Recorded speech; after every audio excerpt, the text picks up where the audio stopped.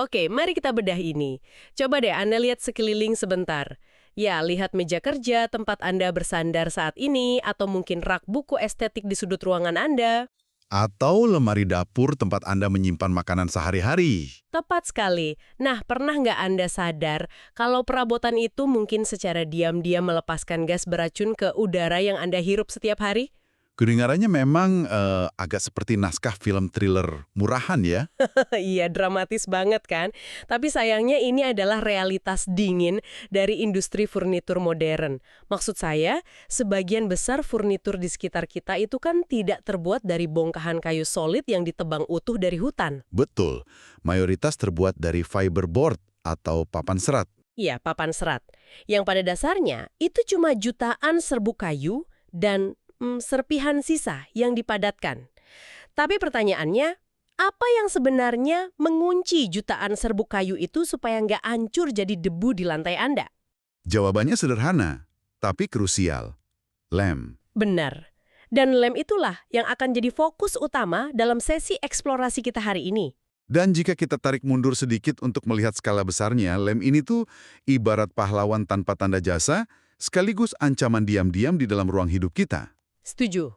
Ini bukan sekedar obrolan teknis tentang bagaimana sebuah pabrik merekatkan kayu. Kita sedang berhadapan dengan isu kesehatan masyarakat global yang masif dan krisis keberlanjutan lingkungan yang mempengaruhi setiap orang yang punya perabotan di rumahnya. Termasuk Anda yang sedang mendengarkan ini. Nah, untuk analisis mendalam kali ini, kita akan bersandar pada sebuah tinjauan literatur ilmiah yang sangat komprehensif. Baru saja diterbitkan awal tahun 2026 oleh Mensah dan rekan-rekannya. Judulnya Greening the Bond. Betul, Greening the Bond. Misi diskusi kita hari ini adalah membedah bagaimana industri furnitur raksasa di seluruh dunia sedang berjuang mati-matian untuk lepas dari kecanduannya terhadap lem beracun, dan bagaimana mereka mencoba beralih ke alternatif yang lebih hijau. Yang membuat makalah dari Mensa ini sangat krusial adalah pendekatannya yang menyeluruh. Mereka, Tidak hanya mengisolasi masalah ini di dalam tabung reaksi lab. ya, mereka melihat dari segala sisi, kan? Tepat. Mereka membedah kelayakan industrinya, realitas ekonomi di pabrik, dan tentu saja bahaya kesehatan dari bahan kimia yang saat ini masih mendominasi pasar global. Betul sekali. Dan sebelum kita melompat ke deretan solusi lem hijau yang revolusioner dari alam, Anda sebagai pendengar harus bisa membayangkan seberapa mendesaknya masalah yang ada di depan mata ini. Skalanya memang seringkali tidak disadari oleh konsumen. Benar. Skala produksinya itu benar-benar bikin saya terbelalak waktu membaca literatur ini. Berdasarkan data, produksi panel kayu global itu menyentuh angka sekitar 381 juta meter kubik hanya pada tahun 2023 saja. 381 juta meter kubik itu angka yang sangat masif. Banget. Dan kawasan Asia Pasifik mendominasi 60% dari total produksi tersebut. Artinya kan, setiap hari ada lautan furnitur baru yang dicetak dan dikirim langsung ke dalam rumah, kantor, dan sekolah kita.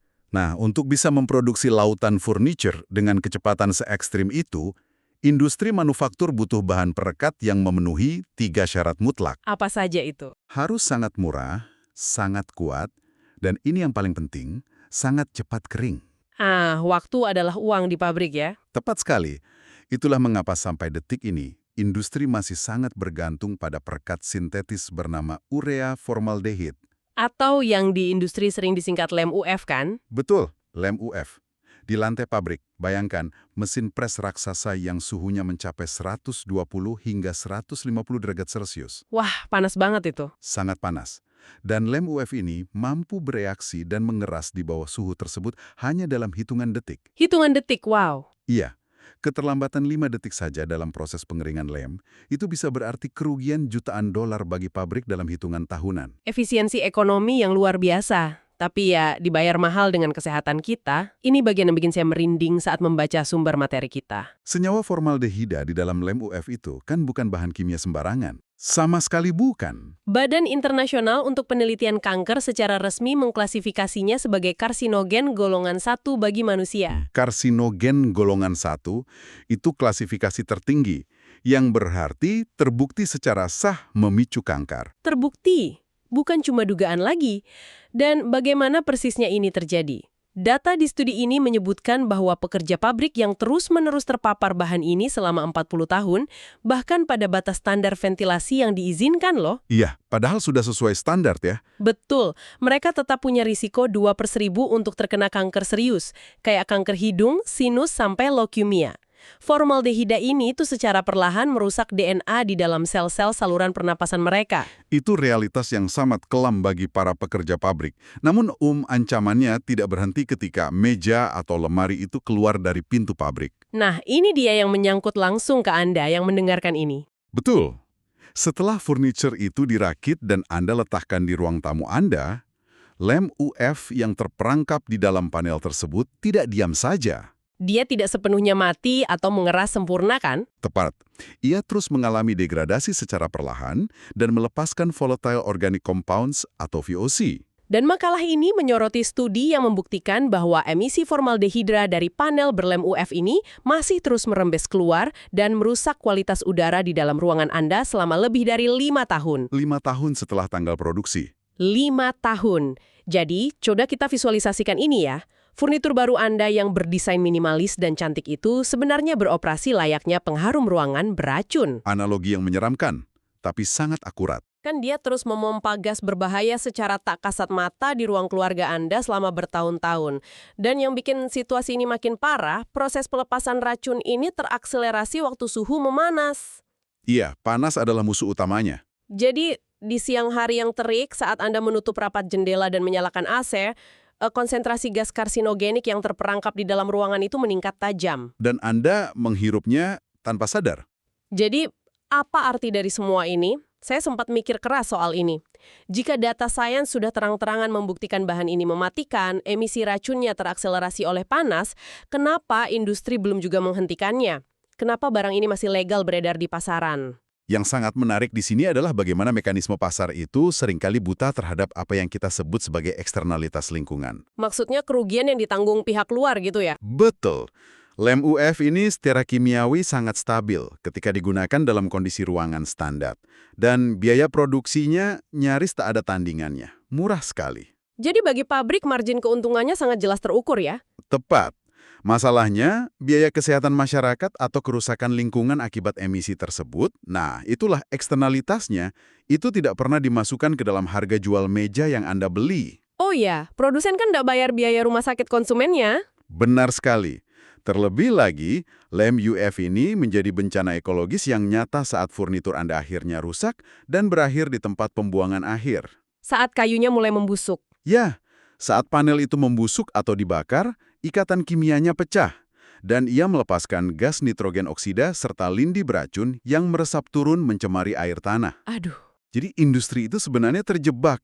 Mereka terjebak pada material yang terlalu menguntungkan secara instan untuk ditinggalkan begitu saja. Rasanya tuh kayak kita lagi mensubsidi industri furnitur murah, tapi dengan mempertaruhkan kapasitas paru-paru kita sendiri. Kalimat yang sangat pas. Tapi untungnya, literatur dari Mensa ini tidak cuma berisi berita buruk. Ada semacam tekanan regulasi global yang mulai mencekik kebebasan penggunaan formaldehida ini. Ya, ada standar emisi E0 di Eropa misalnya. Betul, E0 di Eropa, lalu ada aturan CARB Phase 2 di California. Ditambah lagi, sekitar 70% konsumen modern kini mulai secara aktif menuntut furnitur yang ramah lingkungan. Kesadaran sudah mulai terbangun. Dan hal ini kan pada akhirnya memaksa industri untuk menoleh ke belakang, kembali ke alam. Tepat. Karena tekanan ini, para ilmuwan material kini berlomba-lomba mencari biopolimer dari alam yang mampu meniru kekuatan ekstrem lem sintetis tadi.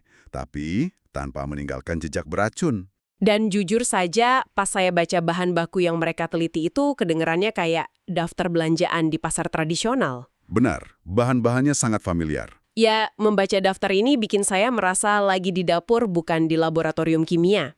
Makalah ini panjang lebar ngebahas penggunaan pati atau starch dari singkong dan jagung. Pati singkong ini sangat menarik sebenarnya. Logikanya masuk akal banget sih. Pati ini harganya sangat murah, 100% terbarukan setiap kali musim panen, dan yang paling penting, emisi formaldehidanya nol mutlak. Nol mutlak. Tapi selalu ada tapinya di sains, kan? Betul, kelemahannya adalah sifat alami pati ini yang hidrofilik. Nah, bisa Anda jelaskan ke pendengar, Kenapa sifat hidrofilik ini jadi semacam mimpi buruk untuk sebuah perekat struktural? Hidrofilik itu secara harfiah berarti molekul tersebut sangat menyukai air. Sangat gampang menyerap kelembapan. Oke, Secara mekanis, ketika Anda merekatkan kayu dengan pati singkong, ikatan kimianya memang kuat asalkan dalam kondisi kering sempurna. kalau kering dia kuat, terus masalahnya? Masalahnya, molekul pati memiliki ruang-ruang yang sangat reseptif terhadap uap air. Begitu udara di ruangan Anda menjadi lembab, katakanlah saat musim hujan tiba, molekul-molekul air di udara akan menyusup masuk. Menyusup ke dalam lemnya. Betul, air itu menyelip di antara ikatan lem dan serat kayu, lalu secara harfiah mencongkel ikatan tersebut dari dalam.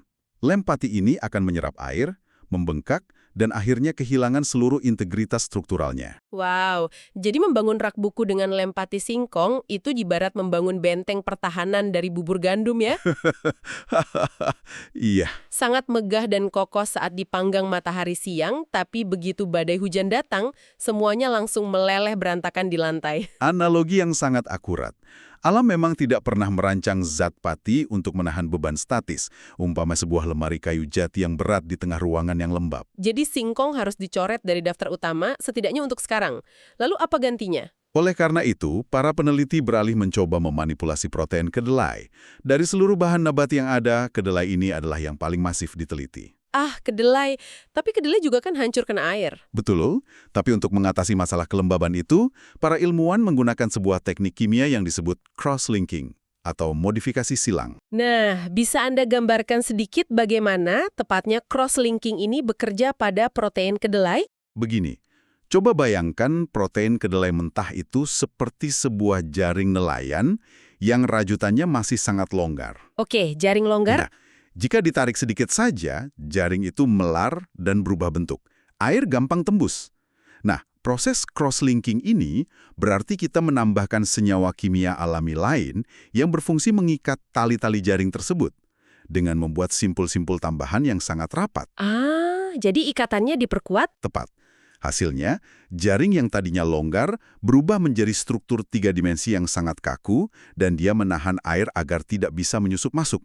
Mengagumkan. Dengan modifikasi ini, lem kedelai bisa mencapai kekuatan ikatan yang secara teknis di industri disebut internal bond, berkisar antara 0,6 hingga 0,9 megapascal. Nah, angka megapascal itu terdengar mengesankan secara saintifik.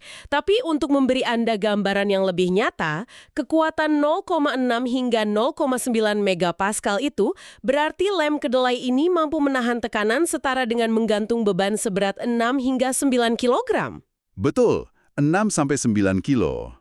Dan itu hanya pada area rekatan seluas 1 cm persegi loh. Itu pencapaian yang luar biasa. Kekuatan itu sudah memenuhi standar industri untuk panel interior konvensional. Sangat kuat berarti. Tapi di tengah bacaan tentang singkong dan kedelai ini, saya menemukan satu bahan yang rasanya sangat di luar nalar, kitosan. Kitosan, favorit para peneliti biomaterial. Iya kan? Bagaimana ceritanya limbah cangkang kepiting laut dan kulit udang bisa berakhir menjadi penahan beban lemari pakaian saya? Ini sebenarnya adalah salah satu bentuk pemanfaatan limbah sirkuler yang paling cerdas saat ini. Kitosan itu diekstrak dari kitin, Kitin itu apa tepatnya? material pembentuk rangka luar atau cangkang krustasea. Rangka kepiting kan berevolusi jutaan tahun untuk menjadi sangat tangguh saat terendam di dalam air laut. Oh, benar juga. Dia alami tahan air. Tepat sekali. Saat diekstrak menjadi bahan perekat, selain memberikan kekuatan mekanis yang luar biasa lentur dan kuat, kitosan ini membawa satu senjata rahasia. Apa itu? Sifat antimikroba bawaan. Kitosan ini secara alami mampu merusak dinding sel bakteri dan jamur yang menempel. Wow. Jadi untuk furniture yang ditempatkan di negara-negara beriklim tropis yang hawanya lembab dan sangat rentan terhadap serangan jamur, kitosan ini memberikan nilai tambah yang masif ya? Sangat masif. Furnitur Anda bisa awet dari pelapukan biologis. Oke, jadi mari kita rangkum. Kita punya singkong yang sangat murah, lalu kedelai yang kuat berkat simpul cross-linking, dan cangkang kepiting laut yang anti jamur. Terdengar seperti solusi yang sempurna. Ya, kedengarannya masalah kita dengan lem beracun sudah selesai di sini. Tapi saat saya baca lebih dalam, saya melihat ada satu benang merah kelemahan dari ketiganya. Waktu pengeringan, atau curing time. Nah, ini dia. Ini memunculkan pertanyaan penting mengenai realitas manufaktur sehari-hari. Perekat nabati seperti kedelai atau kitosan ini membutuhkan waktu yang jauh lebih lama untuk melepaskan kandungan airnya dan mengeras sepenuhnya di bawah tekanan mesin pres. Ya, yang tadi Anda sebutkan di Allah kan? Betul. Ingat, mesin pabrik saat ini didesain untuk lem sintetis UF yang mengering dalam hitungan detik. Jadi pabrik nggak mau nunggu lama. Sama sekali tidak mau. Meminta pabrik furnitur untuk menahan mesin pres raksasa mereka selama 10 menit hanya untuk menunggu lem kedelai mengering, itu sama saja dengan menyuruh mereka memangkas kapasitas produksi tahunan mereka secara drastis. Ekonomi lagi-lagi jadi hambatan. Tapi begini, logika deduktif saya waktu baca paper ini bilang begini. Kalau pati dan kedelai punya masalah krusial dengan air dan waktu pengeringan, maka alam pasti sudah menciptakan mekanisme perekat yang jauh lebih superior di luar sana. Pasti ada. Maksud saya, bayangkan sebuah pohon besar. Pohon bisa berdiri tegak, menahan hujan badai yang ekstrim selama ratusan tahun tanpa larut menjadi bubur. Apa lem alami yang digunakan oleh pohon itu sendiri untuk menahan tebuhnya? Analisis yang sangat tajam. Itulah persisnya yang membawa para peneliti pada lignin dan tanin, sang kelas berat di dunia perekat struktural bio. Sang kelas berat. Ya, lignin pada dasarnya adalah matriks biopolimer kompleks yang secara alami menyatukan sel-sel kayu di dalam pohon. Dia yang membuat kayu menjadi keras. Dan ini sudah lama dipelajari? Tak ironisnya, selama puluhan tahun, industri kertas dan pulp hanya menganggap lignin ini sebagai limbah cair yang mengganggu. Limbah. Terus biasanya diapakan? Pada akhirnya, cuma dibakar untuk menggerakkan turbin listrik di dalam pabrik kertas itu sendiri.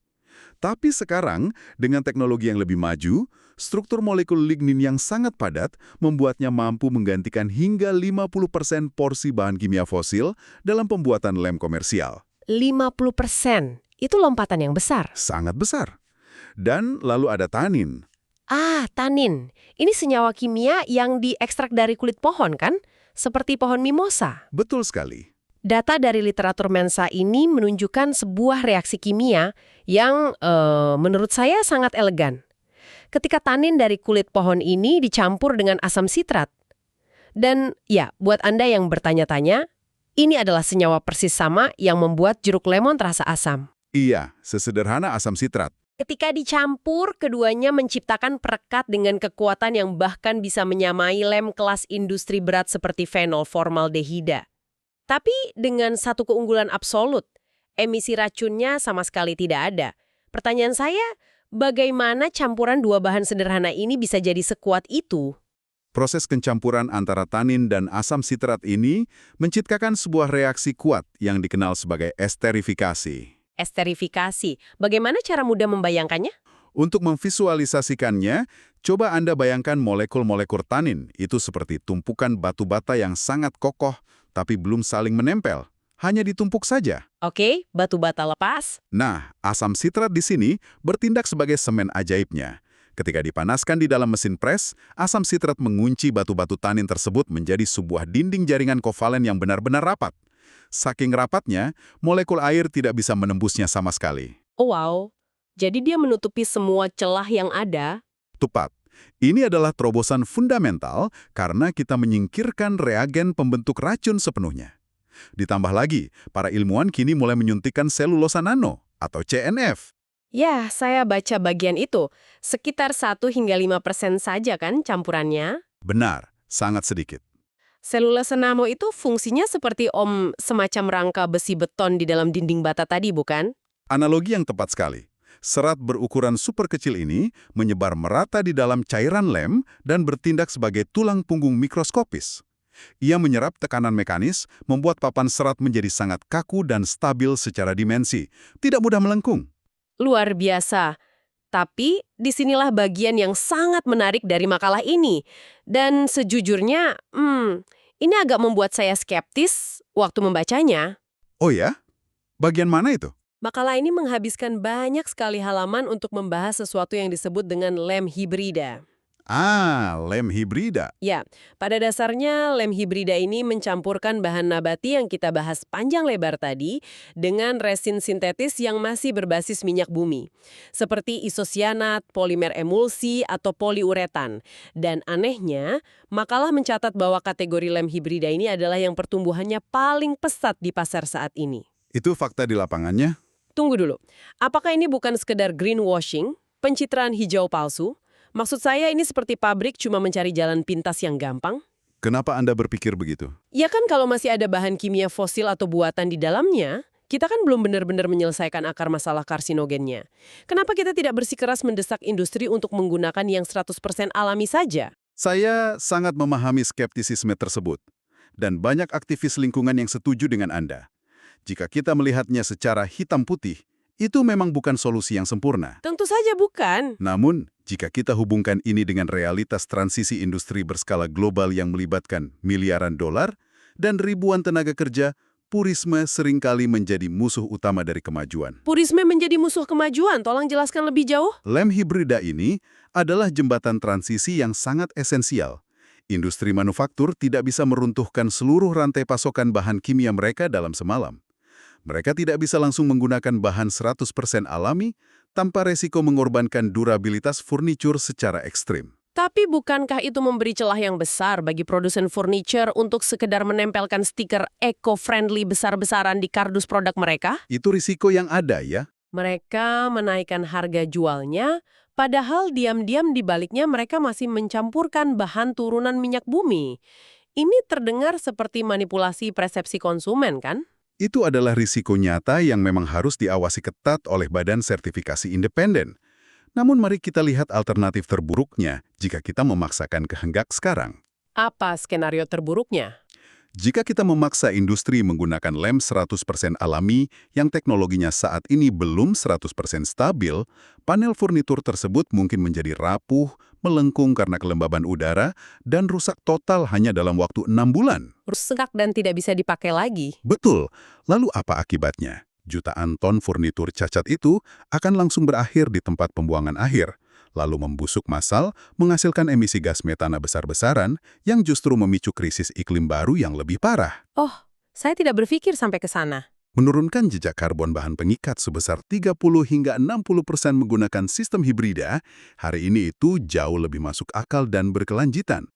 Daripada membiarkan industri terus mempertahankan 100% lem UF beracun dengan alasan klasik bahwa lem bio yang murni belum siap pakai. Masuk akal, saya bisa melihat logikanya sekarang. Kesempurnaan absolut memang tidak boleh menghalangi langkah perbaikan yang nyata. Sedikit demi sedikit lebih baik daripada tidak sama sekali. Tepat, transisi butuh tahapan.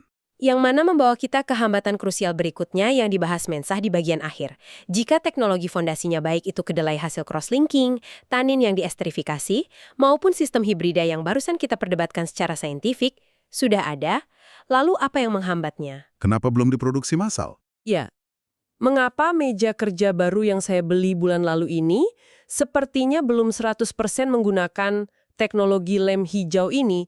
Kenapa rasanya masih lambat sekali adopsinya? Ada kemacetan struktural yang cukup parah di jantung industri ini, dan masalah utamanya adalah variabilitas bahan baku dari alam itu sendiri. Variabilitas, maksudnya tidak seragam. Betul sekali. Bahan kimia sintetis dari minyak bumi itu sangat seragam dan patuh mutlak pada hukum fisika. Setiap tetes lem UF yang diproduksi dari pabrik di negara A akan bereaksi persis sama dengan lem UF dari pabrik di negara B. Kenapa? Karena ia diciptakan di dalam ruang hampa laboratorium yang terkontrol sempurna. Sementara alam? Alam tidak punya laboratorium seperti itu. Sebaliknya, alam itu liar dan sangat tidak terprediksi. Maksudnya, kualitas kayunya yang berbeda-beda? Bukan hanya tayunya, tapi bahan pembuat lem itu sendiri. Ekstrak lignin dari pabrik kertas di Pulau Sumatera misalnya akan memiliki susunan kimia dan reaktivitas yang sedikit berbeda dengan lignin dari pabrik di Skandinavia. Oh, wow. Hanya karena beda lokasi. Ya, beda jenis pohon penyumbangnya, beda iklim. Sama halnya dengan pati singkong. Kualitas kekentalannya sangat bergantung pada seberapa banyak curah hujan saat bulan-bulan musim tanam. Kulit udang dari perairan tropis pun memiliki karakteristik kitin yang sedikit berbeda dengan yang dari laut dingin. Dan industri benci ketidakpastian. Pabrik berskala raksasa sangat membenci ketidakpastian ini. Mereka merakit ratusan meja per jam. Mereka membutuhkan jutaan liter lem yang perilakunya identik konsisten setiap saat, setiap tetesnya. Jadi mesin pabrik yang sudah bertahun-tahun dikalibrasi untuk presisi tinggi tidak bisa mentoleransi bahan bio yang sifatnya berubah-ubah ini ya. Tepat sekali, mesin itu sensitif. Ini tuh seperti meminta pabrik raksasa yang sudah puluhan tahun memproduksi mobil bermesin bensin konvensional untuk mulai merakit mobil listrik besok pagi juga. Tapi mereka dipaksa menggunakan robot perakitan dan sistem baut yang sama persis tanpa boleh ada penyesuaian sepeser pun. Analogi yang brilian. Tentu saja, sistem di pabriknya akan macet total kan? Produsen harus mengeluarkan modal yang luar biasa besar untuk memodifikasi konfigurasi suhu dan tekanan pada lini pres jutaan dolar mereka. Itu poin yang sangat tajam. Modifikasi lini perakitan itu berdampak langsung pada skala ekonomi perusahaan. Jadi biaya produksinya meroket. Ya, biaya untuk melakukan ekstraksi bahan alam, modifikasi kimia tambahan seperti cross-linking tadi, dan penyesuaian kalibrasi mesin pabrik itu seringkali membuat harga akhir dari perekat bio menjadi lebih mahal secara signifikan. Dibandingkan dengan lem biasa. Dibandingkan dengan terus membeli seember lem UF sintetis yang luar biasa murah dan sudah teruji cepat, ini memunculkan pertanyaan penting untuk masa depan. Bagaimana kita bisa menstandarisasi produk alam tanpa merusak kealamiannya? Sulit ya? Penelitian literatur ini pada akhirnya menegaskan bahwa ke depannya, sains tidak boleh hanya berfokus untuk sekedar menemukan jenis biomaterial baru yang canggih, melainkan sains harus menemukan cara menstandarisasi alam dengan biaya yang sangat murah. Karena selama kita belum bisa membuat bahan organik ini stabil dan dapat diprediksi seperti bahan sintetis, adopsi di industri arus utama akan terus tersendat. Benar. Mengubah tulang punggung industri manufaktur bernilai miliaran dolar memang butuh waktu yang sangat panjang. Tapi disinilah letak peran terpenting dari kesadaran konsumen. Ya, kesadaran Anda yang sedang duduk mendengarkan diskusi ini. Peran konsumen sangat krusial dalam memaksa transisi ini. Betul. Semua data saintifik yang kita bahas, analisis tekanan megapascal, dan perdebatan soal lignin dan tanin tadi ini semua tidak hanya hidup dan berhenti di dalam halaman jurnal akademik. Ini hidup di sekitar Anda. Ini berdampak absolut pada ruang udara di dalam rumah Anda sendiri. Jadi, lain kali ketika Anda berbelanja furnitur baru, masuk ke lorong toko perabotan yang besar, dan secara otomatis Anda menghirup dalam-dalam aroma khas furnitur baru yang menyengat itu, Anda kini tahu kenyataannya. Bau itu bukan pertanda kemewahan. Sama sekali bukan. Aroma yang selama ini kita anggap wajar, baru dan menyenangkan itu mungkin bukanlah sesuatu yang patut Anda hirup dalam-dalam.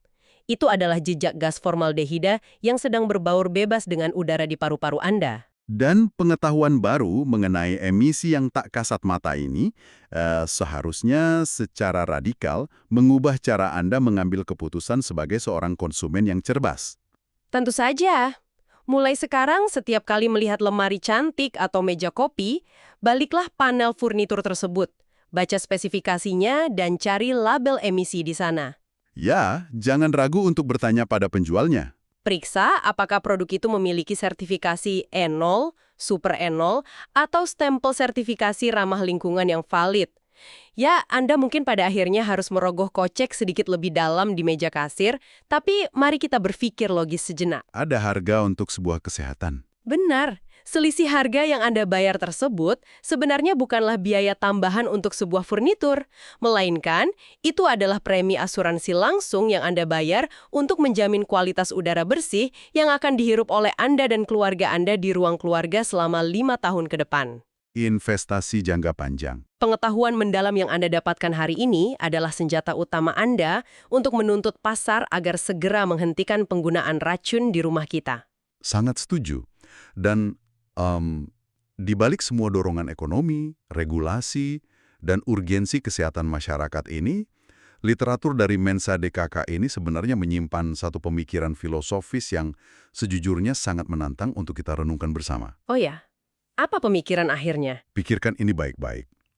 Ribuan ilmuwan material di seluruh dunia saat ini sedang sibuk mendidihkan kulit pohon, merekayasa untaian protein kedelai, dan mengekstrak limbah cangkang kepiting dengan satu tujuan mutlak, membuat material struktural pembentuk ruang hidup kita menjadi 100% biodegradable atau dapat terurai secara alami. Ya, itu kan misi besarnya. Namun, jika pencarian raksasa ini pada akhirnya berhasil dengan sempurna, Jika kita berhasil menciptakan furnitur, dinding kayu, atau lemari yang sepenuhnya dikenali oleh alam semesta sebagai sekedar makanan organik, apa yang akan terjadi?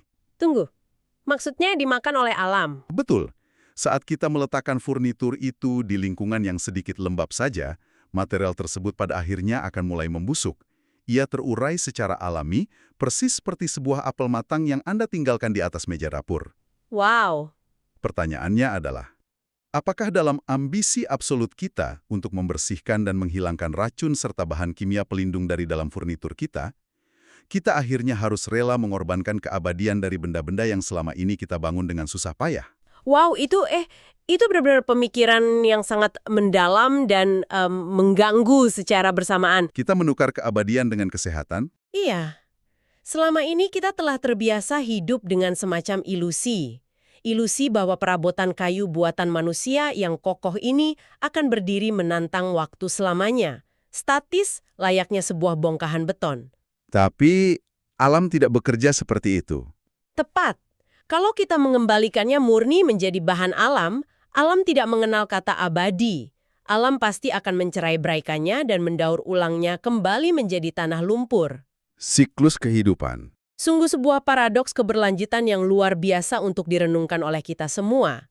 Baik, jika Anda sedang menatap meja kerja Anda sekarang, ingatlah bahwa debu-debu kayu yang dipadatkan di hadapan Anda itu mungkin sedang berada di pusat salah satu revolusi material terbesar dan paling sunyi di abad ini.